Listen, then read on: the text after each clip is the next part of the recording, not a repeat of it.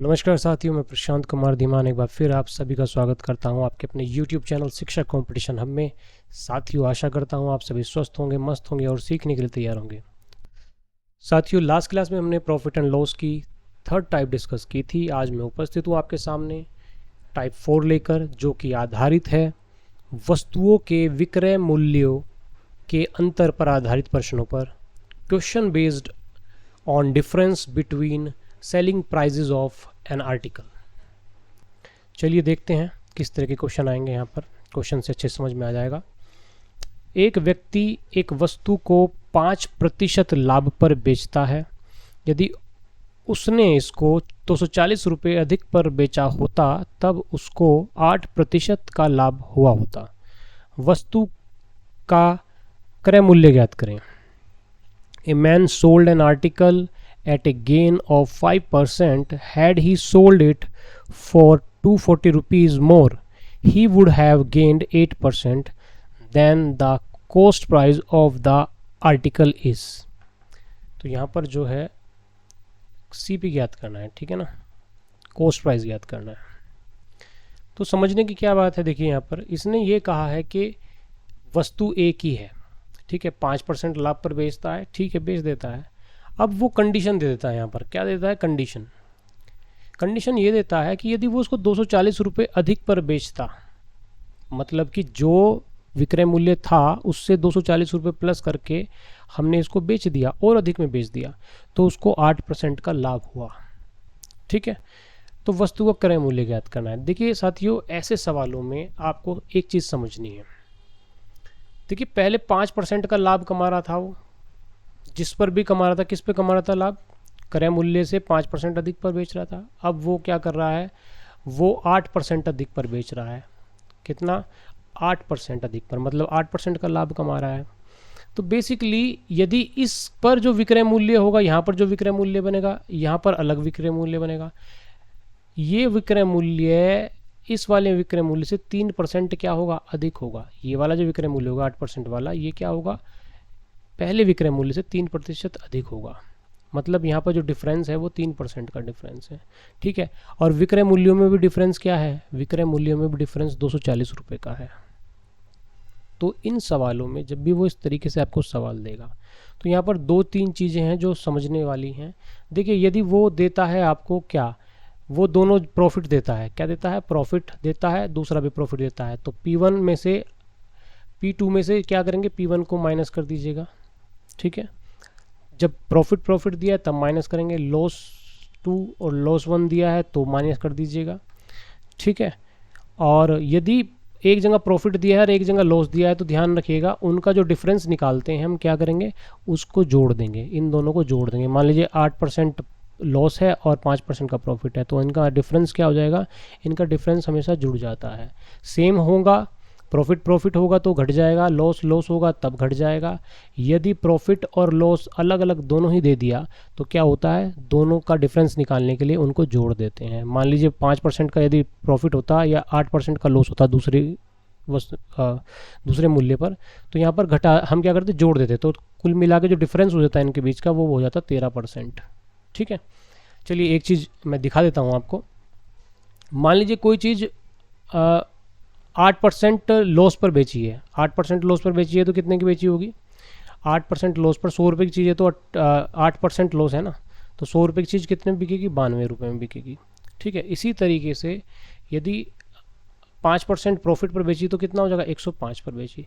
यदि इनका डिफरेंस निकालें तो कितना हो जाएगा, 13 हो जाएगा। मैंने क्या कहा आपको, डिफरेंस, तो आप डायरेक्ट क्या करेंगे, 8 में +5 कर देंगे तो क्या हो जाएगा, 13 हो जाएगा। तो ये इस चीज़ पर आधारित है। तो आपको यहाँ पर ध्यान रखना है, क्या ध्यान रखना है, यदि प्रॉफिट और लॉस की परसेंटेज दिए तो उनका डिफरेंस निकालने के लिए प्लस कर देते हैं, और यदि लॉस दिया है तो माइनस कर देते हैं, और प्रॉफिट दिया है तो भी क्या करते हैं, माइनस कर देते हैं। बस ये चीज़ें आपको याद रखनी है। तो यहाँ पर क्या है, 3% का अंतर आ जाता है विक्रय मूल्यों में, क्योंकि यहाँ पर क्या है, 5% के लाभ पर बेच रहा था, अब यहाँ पर 8% के लाभ पर बेच रहा है, तो 3% अधिक पर बेच रहा है, नॉर्मल सी बात है। तो यहाँ पर चूंकि कॉस्ट प्राइस सेम होता है तो यहाँ पर जो डिफरेंस आएगा परसेंटेज का, वही डिफरेंस किसके बराबर रखेंगे आप, जो कि विक्रय मूल्यों में अंतर है। तो विक्रय मूल्यों में कितने का अंतर है, 240 रुपये का अंतर है। 240 किसको रिप्रेजेंट कर रहा है, 3% को रिप्रेजेंट कर रहा है। तो 3% बराबर क्या हो जाता है, 240 हो जाता है। आपको क्या निकालना है, आपको पूछा है वस्तु का क्रय मूल्य ज्ञात करना है। क्या करना है, कॉस्ट प्राइस, लागत मूल्य। तो लागत मूल्य कितना होता है, 100% होता है। क्या होता है, 100%। तो 100% का आपको मान निकाल देना है। कितना आ जाएगा यहाँ पर, 3 × 24 कितना आ जाएगा, 8,000 रुपये। क्या आ जाएगा, 8,000 रुपये। तो उस वस्तु का लागत मूल्य क्या आ जाएगा, 8,000 रुपये आ जाएगा। तो आप डायरेक्ट क्या कर देंगे, इस तरीके से यहाँ पर आप आंसर निकाल देते हैं। आई होप आपके ये समझ में आ गया होगा। नेक्स्ट क्वेश्चन पे मूव करते हैं और दूसरे क्वेश्चन को समझेंगे और अच्छे से समझ में आएगा। 15% लाभ तथा 10% लाभ पर एक वस्तु के विक्रय मूल्यों में 10 का अंतर है। क्या कह रहा है, 15% का लाभ है या 10% का लाभ है, वस्तु एक ही है, उसे 15% लाभ पर बेच दो और 10% लाभ पर बेच दो, अलग अलग। तो उनके जो विक्रय मूल्य आएंगे उनका अंदर क्या होगा, 10 रुपये होगा। ठीक है, वस्तु का लागत मूल्य ज्ञात करना है। तो 10 रुपये विक्रय मूल्यों का अंतर 10 रुपये है। और परसेंटेज, लाभ की परसेंटेज में कितना अंतर है, ये भी प्रॉफिट है, ये भी प्रॉफिट है। तो क्या हो जाएगा, प्रॉफिट घट जाएगा। नॉर्मल सा क्या हो जाएगा, 5% बचेगा। क्या आ जाएगा, 5%। तो 5% का अंतर है, वो 10 रुपये को बताते हैं। तो क्या पूछा है, लागत मूल्य पूछा है। लागत मूल्य क्या होता है, 100% होता है। तो आपको 100% का मान निकाल देना है। कितना आ जाएगा, 100% का मान आ जाएगा 5 दूनी 10, कितना, 200 रुपये। तो 200 रुपये जो है उस वस्तु का क्या है, क्रय मूल्य है। यहाँ पर यदि वो हमारे से पूछता कि विक्रय मूल्य पूछ सकता था, तो 15% वाला विक्रय मूल्य पूछता तो 115 का मान निकाल देते। 10% विक्रय मूल्य का मान पूछता तो क्या करते आप, 110% का मान निकाल देते। तो यहाँ पर इस तरीके से आप विक्रय मूल्य भी वो पूछ सकता है आपसे, आप उसका भी मान निकाल देंगे। एक लाइन में आपका आंसर आ जाएगा। ठीक है, नेक्स्ट क्वेश्चन देखते हैं। मोहन अपनी घड़ी 10% हानि पर बेचता है। यदि इसे उसने 45 रुपये अधिक पर बेचा होता तब इसे 5% का लाभ हुआ होता। घड़ी का विक्रय मूल्य क्या था। Mohan sold his watch at 10% loss. If he had sold it for 45 rupees more he would have made 5% profit. The selling price in rupees of the watch was. तो यहाँ पर वॉच का सेलिंग प्राइस उसने पूछ लिया है। ठीक है, इसने हमें दिया है कि पहले इसने क्या कहा है, इसने कहा है मोहन अपनी घड़ी को 10% पर बेचता है। देखिए लैंग्वेज को समझना जरूरी है। 10% पर बेचता है मतलब कि वो यही करता है, उसने अपनी 10% पर ही बेची है घड़ी। अब यहाँ से कंडीशन शुरू हो जाती है, यदि ऐसा हुआ होता तो ऐसा होता, मतलब यदि 45 रुपये अधिक में बेचा होता तो उसको लाभ हुआ होता। ये कंडीशन है, ये एक्चुअल नहीं है, ये तो उसने कंडीशन दे दी। एक्चुअल क्या है, 10% हानि पर बेची उसने। ठीक है, ये भी समझ में आएगा आपको मैं क्यों समझा रहा हूँ। तो आपको पता है लॉस है, एक जगह लॉस है और एक जगह प्रॉफिट है। तो आपको जब इनका डिफरेंस निकालना पड़ेगा तो क्या हो जाएगा, यहाँ पर जुड़ जाएगा। तो 10% प्लस क्या हो जाएगा, 5%, मतलब कि 15% का डिफरेंस आ जाएगा। दोनों के दोनों विक्रय मूल्यों में क्या आ जाएगा, 15% का डिफरेंस आ जाएगा। तो यहाँ पर जो डिफरेंस आता है वो विक्रय मूल्य में आता है। ठीक है, कभी भी लागत मूल्य में नहीं आएगा, ये जो भी आएगा, क्योंकि यहाँ पर विक्रय मूल्य निकाल रहे हैं। 10% की हानि पर भी विक्रय मूल्य निकलेगा और 5% के लाभ पर भी विक्रय मूल्य निकलेगा। तो दोनों विक्रय मूल्यों में जो डिफरेंस होगा वो कितने परसेंट का होगा, 10 और 5 15, क्योंकि यहाँ पर एक जगह लॉस है और एक जगह क्या है, प्रॉफिट है। तो कितना हो गया, 15% का डिफरेंस है। ठीक है, और दोनों विक्रय मूल्यों में यदि बात करें तो 45 रुपये का डिफरेंस है। कितने का डिफरेंस है, यदि उसने पहले विक्रय मूल्य से दूसरे वाले को 45 रुपये अधिक में बेचा होता, उस वस्तु को जो पहले विक्रय मूल्य बेचा है उससे 45 रुपये अधिक में बेचा होता, मतलब कि 45 का डिफरेंस है दोनों विक्रय मूल्यों में। तो 15% बराबर 45 के। ठीक है, 1% का मान निकालने के लिए हम 15 से डिवाइड कर देते हैं, जितने परसेंट का मान बनाना है उतने की गुना कर देते हैं। अब इसने पूछा हमारे से, यहाँ पे क्रय मूल्य नहीं है, यहाँ पर इसने दिया है सवाल में, अभी तक तो पिछले सवालों में तो क्रय मूल्य पूछा था, यहाँ पर इसने पूछा है विक्रय मूल्य। तो विक्रय मूल्य अब देखिए कौन सा बनाएंगे हम, ये 10% वाला बनाएंगे या 5% वाला बनाएंगे। तो ध्यान रखिएगा, जो वो कंडीशन देता है वो एक्चुअल नहीं होती, वो कंडीशन है। यदि ऐसा हुआ होता तो ऐसा हो जाता, लेकिन यहाँ पर जो एक्चुअल दिया है वो ये है, 10% हानि पर बेचता है। तो हमें क्या निकालना है, हमें 10% हानि पर निकालना है। 10% हानि पर कोई चीज़ बिकेगी तो 100 रुपये की चीज़ 90 रुपये में बिकेगी, नॉर्मल सी बात है। तो आपको क्या करना है, 90% का मान निकालना है। क्या निकालना है, 90% का मान निकाल देना है। तो SP जो निकालना है वो कितना आ जाएगा, वो आ जाएगा 90% का मान। ठीक है, तो 15 3 45, 3 9 27, कितना 270 रुपये। तो 270 रुपये क्या आ जाएगा, आपका आंसर आ जाएगा, SP आ जाएगा उस घड़ी का। आई होप समझ में आ गया होगा। समझना ही है, एग्जाम में कुछ ज़्यादा नहीं करना, सिर्फ एक लाइन में सेकंडों में आपका आंसर आ जाएगा। किसी वस्तु के लागत मूल्य तथा विक्रय मूल्य में 240 रुपये का अंतर है। यदि इस पर 20% लाभ होता है तब विक्रय मूल्य ज्ञात करें। The difference between the cost price and selling price of an article 240 rupees if the profit is 20% the selling price is. देखिए सवाल कुछ कुछ लग रहा होगा आपको, अभी तक जो सवाल करे हैं उनके जैसा है, लेकिन थोड़ा सा डिफरेंस है। यहाँ पर इसने परसेंटेज नहीं दी कि भाई इतने पर बेचा होता तो इतना होता, और इतना बढ़ाकर मूल्य बेचा होता तो इतना हो जाता। यहाँ पर ऐसा नहीं है, यहाँ इसने क्या कहा है, लागत मूल्य, वस्तु के लागत मूल्य और विक्रय मूल्य में अंतर है। तो लागत मूल्य और विक्रय मूल्य में जो अंतर होता है वो या तो लॉस होता है या प्रॉफिट होता है। तो यहाँ पर या तो लॉस हुआ होगा या प्रॉफिट हुआ होगा जब अंतर है। लागत मूल्य तथा विक्रय मूल्य में 240 का अंतर है। अब हमें तो नहीं पता, अंतर का मतलब तो लॉस भी हो सकता है, अंतर का मतलब प्रॉफिट भी हो सकता है। आगे कहता है यदि इस पर 20% लाभ होता है, 20% लाभ होता है तो हम इसको क्या मानेंगे, इसको प्रॉफिट मानेंगे, क्योंकि इसने कहा है 20% का लाभ होता है तो मतलब प्रॉफिट है। ठीक है, विक्रय मूल्य पूछा है तो ये 240 रुपये है क्या, ये प्रॉफिट है, और 20% का लाभ भी तो प्रॉफिट ही है, मतलब 20% क्या है, ये 240 रुपये ही तो 20% है। आपको पूछा क्या है, विक्रय मूल्य पूछा है, विक्रय मूल्य पूछा है तो विक्रय मूल्य, अब विक्रय मूल्य क्या होगा, 100 रुपये की चीज़ 20% पर बेची तो कितना हो जाएगा, 120 की हो जाएगी, मतलब 120% हो जाएगा विक्रय मूल्य। तो आपको 120% का मान बताना है। क्रय मूल्य पूछा तो 100% का मान बताना होता, यहाँ पर इसने विक्रय मूल्य पूछा है तो 120% का मान बताएंगे। कितना आ जाएगा, तो SP आपका कितना आ जाएगा, SP आएगा आपका 20 से आपने 6 बार कर दिया तो कितना आएगा, 1440 रुपया। कितना आएगा, 1440 रुपया।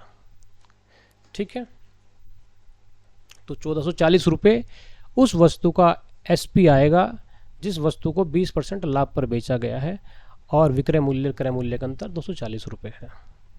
आई होप क्वेश्चन आपको समझ में आ गया होगा, क्योंकि समझना ही है क्वेश्चन को करने में कुछ नहीं है, सिर्फ समझने में होता है। समझ में आ गया तो चीज़ें समझ में आएंगी भाई किस तरह से करना है। ठीक है, यहाँ पर आपको अलग अलग एक फॉर्मूला नहीं बनवाया जा रहा है कि एक ही फॉर्मूले से करते रहें। समझ लीजिए सवाल को, फॉर्मूला कुछ नहीं होता, ये सब चीज़ें आप खुद ही बनाते हैं। क्वेश्चन नंबर 5 है, जब एक वस्तु को 20% लाभ पर बेचा जाता है तब उसको 20% हानि पर बेचने की अपेक्षा इस पर 60 रुपये अधिक मिलते हैं। वस्तु का लागत मूल्य ज्ञात करें। When an article is sold at a gain of 20%, it yields 60 rupees more than when it is sold at a loss of 20%. The cost price of the article is। देखिए सवाल वही है, बस थोड़ा सा लैंग्वेज में चेंज कर दिया। जब किसी वस्तु को 20% लाभ पर बेचा जाए, ठीक है, इसकी अपेक्षा उसको हमने 20% हानि पर बेच दिया तो 60 रुपये अधिक मिलते हैं। क्या मिलते हैं, अधिक मिलते हैं। देखिए पहले तो आप 20% लाभ पर बेच रहे थे, हानि पर बेच रहे थे, फिर आपने 20% लाभ पर बेच दिया तो आपको क्या मिले, विक्रय मूल्य जो मिला वो भी कितना मिला है, 60 रुपये अधिक मिल गया, 60 रुपये एक्स्ट्रा मिले आपको। 20% हानि पर ना बेच के आपने लाभ पर बेच दिया तो आपको 60 रुपये अधिक मिले। कहने का मतलब है दोनों के दोनों विक्रय मूल्यों का क्या है, डिफरेंस है 60 रुपये। ठीक है, और यहाँ पर जो परसेंटेज दी है वो है, एक जगह लाभ दिया है, यहाँ पर लाभ दिया है और यहाँ पर हानि दी है। आपको पता है लाभ और हानि जब दी होती है तो डिफरेंस निकालना होता है, यदि विक्रय मूल्यों में डिफरेंस निकालना होता है वो कितना होता है, दोनों को दोनों जुड़ जाएंगे, मतलब कितना हो जाएगा 20 और 20 कितना हो जाएगा 40% हो जाएगा। मतलब जो डिफरेंस है एसपी का वो हो जाएगा 40%, कितना है 60 रुपये यहाँ पर। तो यहाँ पर 60 रुपये है तो 60 रुपये, ठीक है। वस्तु का लागत मूल्य ज्ञात करना है, किसका मान निकालना है 100 का मान निकालना है आपको। चलिए ठीक है, तो यहाँ पर क्या हो जाएगा 0 से 0 काट दीजिए, 4 से 25 बार ये काट दिए, 25 छिक्का कितना हो जाएगा 150, कितना हो जाएगा। तो वस्तु का विक्रय मूल्य क्या हो जाएगा, विक्रय मूल्य हो जाएगा 150 रुपये। तो यहाँ पर सॉरी लागत मूल्य सीपी, क्योंकि 100% निकाला है ना हमने, तो इसका मतलब क्रय मूल्य क्या आ जाएगा, लागत मूल्य क्या आ जाएगा 150 रुपये। तो वस्तु का लागत मूल्य क्या था 150 रुपये था, ठीक है। तो इस तरीके से आप इस क्वेश्चन को कर लेंगे। डिफरेंस जो हो जाएगा वो हो जाएगा, इनको घटा दीजिएगा, सॉरी जोड़ दीजिएगा यहाँ पर, क्योंकि यहाँ पर लाभ है और हानि है। हानि होती तो घट जाता, लाभ होता तब भी घट जाता। यहाँ पर लाभ और हानि अलग अलग दिया है तो यहाँ पर जुड़ जाएंगे, तो कितना हो जाएगा 40%। तो आपका 40% जो है 60 रुपीज़ को डिनोट करता है, 100% कितने को करेगा, तो 150 रुपीज़ को करेगा। आई होप क्वेश्चन समझ में आ गया होगा। नेक्स्ट क्वेश्चन पे मूव करते हैं। एक घड़ी को 30% लाभ पर बेचा जाता है, यदि इसको 80 रुपये कम पर बेचा गया होता तब इस पर 10% की हानि होती, ठीक है। इसका लागत मूल्य ज्ञात करना है। A watch is sold at a profit of 30%, had it been sold for ₹80 loss, there would have been a loss of 10%. What is the cost price in rupees? तो it is sold 30% प्रॉफिट, ठीक है ना। तो यहां पर जो है बेचा गया है किस पर 30% प्रॉफिट पर, लेकिन यदि इसको 80 रुपये कम में बेचा जाता, ठीक है ना, तो यदि 80 रुपये कम में बेचा जाता तो इस पर लॉस होता हमें 10% का। तो मतलब 30% लाभ पर और 10% लॉस पर जो विक्रय मूल्य आएंगे अलग अलग, उनका जो डिफरेंस होगा वो क्या होगा 80 रुपये होगा, ठीक है।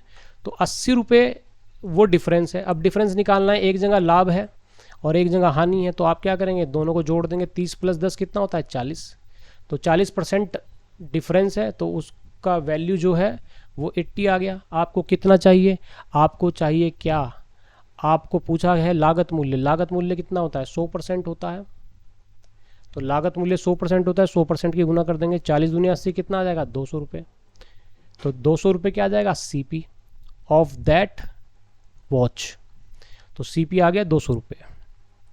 तो यहाँ पर यही समझने वाली बात है कि डिफरेंस जो भी दिया होगा वो यदि रुपयों में दिया है तो वो, और आपका परसेंटेज में दिया है प्रॉफिट और लॉस के उसमें स्टेट में दिया है, तो आपको डिफरेंस निकाल लेना है वहाँ पर, और आपको डिफरेंस के बाय में परसेंटेज का डिफरेंस रख देना है और 100% का मान निकाल लेना है। इसी तरीके से आपके क्वेश्चन हो जाएंगे। आई होप साथियों ये वीडियो आपको यूज़फुल लगी होगी।